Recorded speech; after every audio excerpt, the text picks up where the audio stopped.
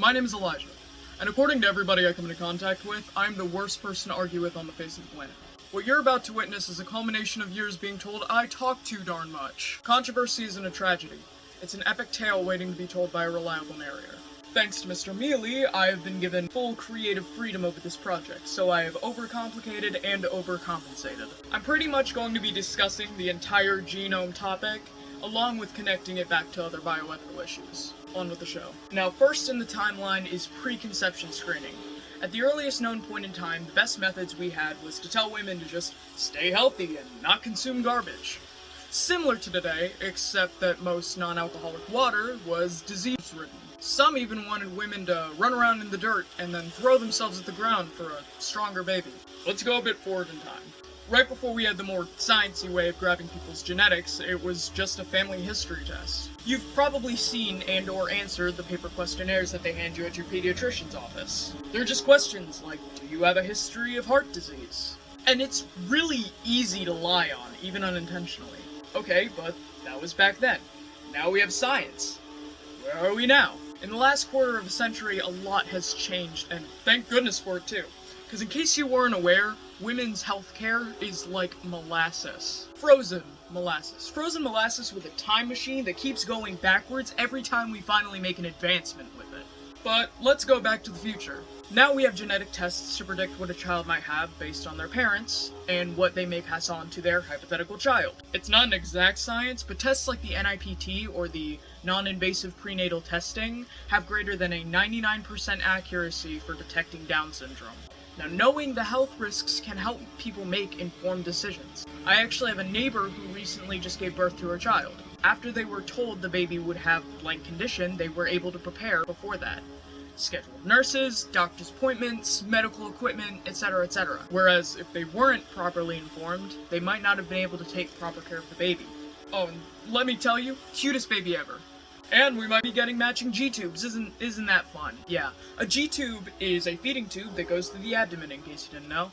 And with imperfect science, there are many concerns. For starters, there's a lot of emotional distress with being told that you could potentially pass on a life-altering and even debilitating disease to your child. You don't just get a little sad, you get depressed. Or, what if, let's say, a doctor clears you for the conditions that they do test you for, but it was a false negative, and now you're in medical debt?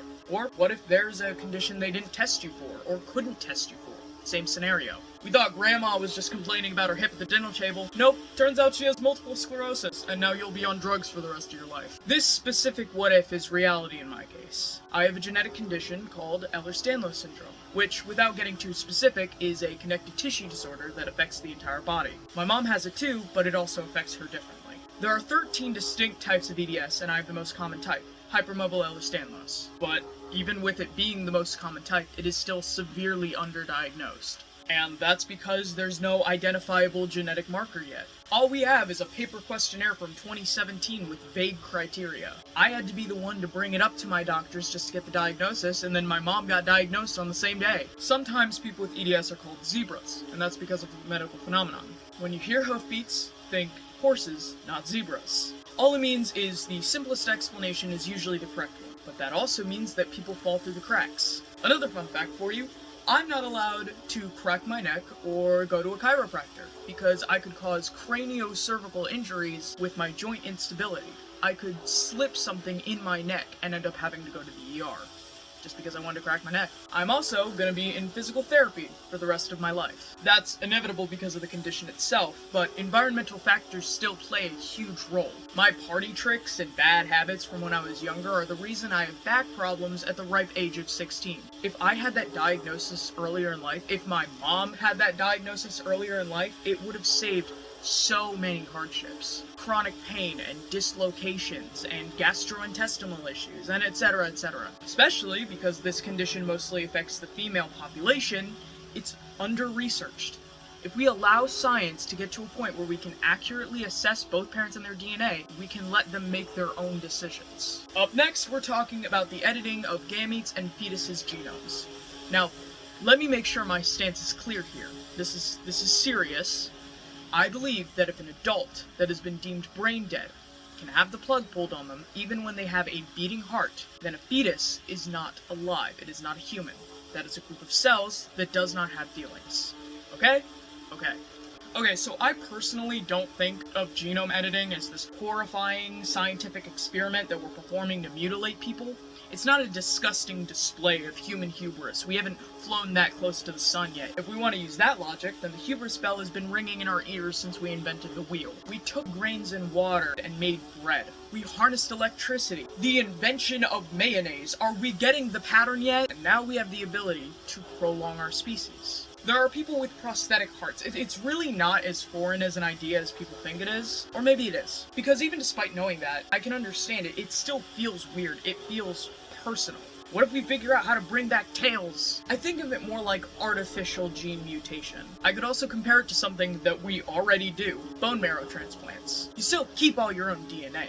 That's not changing. But those stem cells have their own DNA from the donor. You're introducing new code into the program without interfering with the base. Lastly, we have genome synthesizing. I left this topic last for two reasons. One, because naturally it comes next in the timeline, and two, because it's the most argued topic out of the three. I really want to hammer in the pros of this though first. First thing that comes to mind is sickle cell anemia, a perfect example of our biased healthcare system. Sickle cell anemia is a disease and group of disorders that cause misshapen blood cells that look like sickles. Hence the name. The cells die early and leave less healthy red blood cells, leading to a lack of iron and oxygen being carried throughout the body. It causes extreme pain and infection and fatigue. And it's a disease that primarily affects people of African descent. And historically, doctors, especially white doctors, undertreat and underestimate the severity of the illness. There's already been treatment using bone marrow transplants and modifying the DNA sequence with a CRISPR machine. CRISPR machines are like molecular scissors using gRNA, or literally guide RNA, to guide the Cas9 enzyme to cut and move the DNA. So the genetic mutation that causes the abnormal hemoglobin can literally be cut out and changed, but it's still in the clinical trial stage.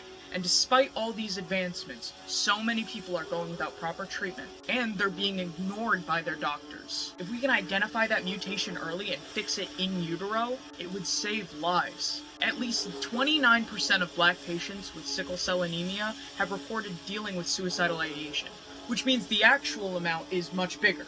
And then the concerns. Of course there are concerns for misuse. Of course we'd have to face our values with manipulating what makes us human. And I always face things with nuance. But I've never been one to compromise my beliefs just because some people don't have enough imagination. Humans are complex, and no matter how hard we try to fix ourselves into boxes and simplify ourselves, we show time and time again that we are so much more. I want to embrace a chaotic world where we can edit ourselves like video game avatars. People fight tooth and nail to stutter innovation, but it'll happen whether we like it or not. And what if we become a more diverse species? What if we can live in a world where no one is normal because we're all freaks, but we look awesome with cool abilities? What if we can live in a world where disabilities are an even rarer occurrence? And when they do happen, the world is accessible and accepted. God forbid. Obviously, there are so many more things I want to get into, but it's important I keep this short enough for the people with the attention span of a goldfish. Listen, I'm not giving you philosophical buzzwords. I am giving you hard truth.